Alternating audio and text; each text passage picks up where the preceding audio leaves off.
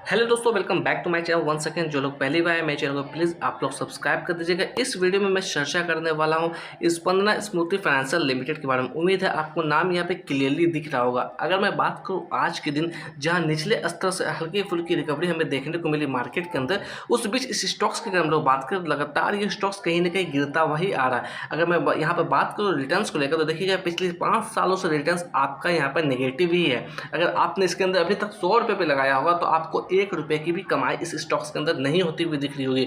लगातार ये स्टॉक्स गिरता हुआ ही ट्रेड कर रहा है। मैं चार्ट पे भी चलूंगा, चार्ट पे भी चलकर हम लोग लेवल्स को एनालाइज करने की कोशिश करेंगे। इसके अंदर हम लोग आ गए चार्ट पे, देखिएगा 1 वीक के टाइम पे मैंने यहाँ पे चार्ट लगा रखा है। एक कैंडल यहाँ पर जो है एक हफ्ते को रिप्रेजेंट कर रही है, 1 वीक को रिप्रेजेंट कर रही है। अगर मैं बात करूँ यहाँ पर अप साइड में लेवल्स के लिए तो ये जो आप लेवल्स देख रहे हैं ये लेवल्स है तकरीबन 1250 रुपये के आसपास की। ये जो लेवल्स इसने अचीव किया था कैंडल की मैं बात करूँ दिसंबर 2023, यानी कि ठीक 2 साल पहले की सिचुएशन है ये। उसके बाद हम लोग बात करें इसके अंदर एक तरफा गिरावट हमें देखने को मिली। अगर हम लोग इसे मेजर आउट करने की कोशिश करें इस लेवल से इस लेवल को, यहाँ पर जहाँ पर करंट सिनारियो अभी चलती हुई दिख रही है, तकरीबन 77% ये डाउन ट्रेड करता हुआ चल रहा है। तो क्या यहाँ पे हमें बाय करना चाहिए? मेरे हिसाब से बिल्कुल भी आपको ऐसी गलती नहीं करना है, आपको अवॉइड करके चलना है, किसी भी तरह की जल्दबाजी नहीं करना है। क्योंकि अगर हम लोग बात करें इसके क्वार्टर्स के नतीजों को लेकर तो आप चाहते हैं तो खुद से भी इसके फंडामेंटल्स को चेकआउट कर सकते हैं, इसके बैलेंस शीट को चेकआउट कर सकते हैं। काफ़ी बुरी नतीजे यहाँ पर आती हुई दिख रही है। मैं चाहे बात करूँ क्वार्टर ऑन क्वार्टर बेसिस पे या फिर कंपेयर करने की कोशिश करूँ ईयर ऑन ईयर बेसिस पे, तो नतीजे काफ़ी बुरे हैं इसके। तो इसलिए थोड़ा सा आपको अवेयरनेस के साथ काम करना है, किसी भी तरह की जल्दबाजी नहीं करना है। अगर मैं बात करूँ इसके अंदर फ्रेश खरीदारी भी करना चाहते हैं तो कहीं ना कहीं आपको अपने फाइनेंशियल एडवाइजर से बात करना चाहिए, क्योंकि कहीं ना कहीं ये अब रिस्की स्टॉक्स बन चुकी है। अगर मैं टाइम फ्रेम को चेंज करूँ 1 वीक की जगह पे 1 डे के टाइम फ्रेम में करूँ तो यहाँ पे देखिएगा क्या सिचुएशन निकलती हुई आ रही है। ये जो पैटर्न्स आप देख रहे हैं सारा पैटर्न्स मैंने इंडिकेटर के हेल्प से ड्रॉ आउट किया। आप चाहते हैं तो खुद से भी ड्रॉ आउट करके देख सकते हैं।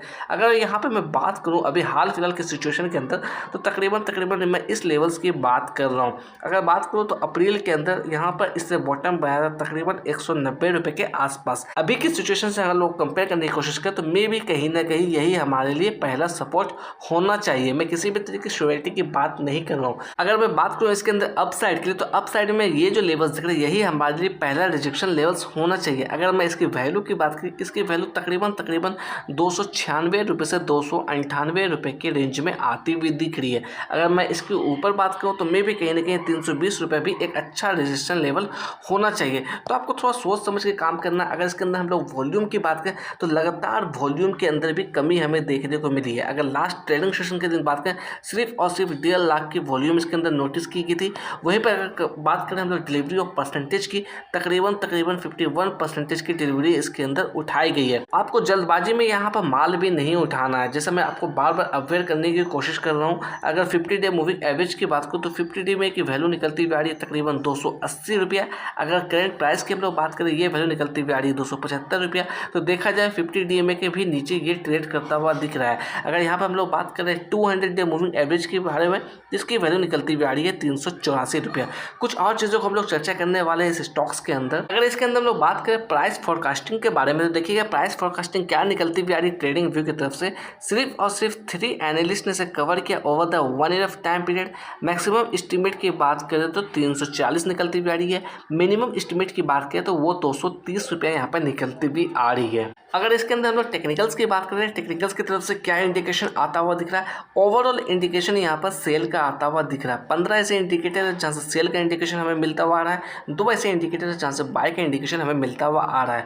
अगर मूविंग एवरेजेस की हम लोग बात करें तो मूविंग एवरेजेस से देखिएगा स्ट्रॉन्ग सेल का रिकमेंडेशन आता हुआ दिख रहा है। अगर हम लोग ऑसिलेटर की बात करें ऑसिलेटर यहाँ पर न्यूट्रल नजर आता हुआ दिख रहा है।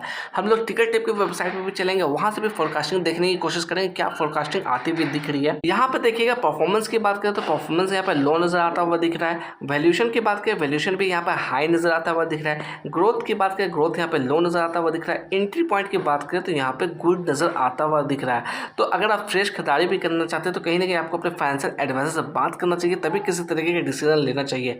अगर यहाँ पर बात करो रेटिंग्स एंड फोरकास्टिंग के बारे में सिर्फ और सिर्फ 7 एनालिस्ट से कवर किया और 57% की रिकमेंडेशन यहाँ पर आती हुई दिख रही है। अगर चर्चा कर ले हम लोग म्यूचुअल फंड की होल्डिंग के बारे में क्या कुछ चेंजेस यहाँ पर देखने को मिली है।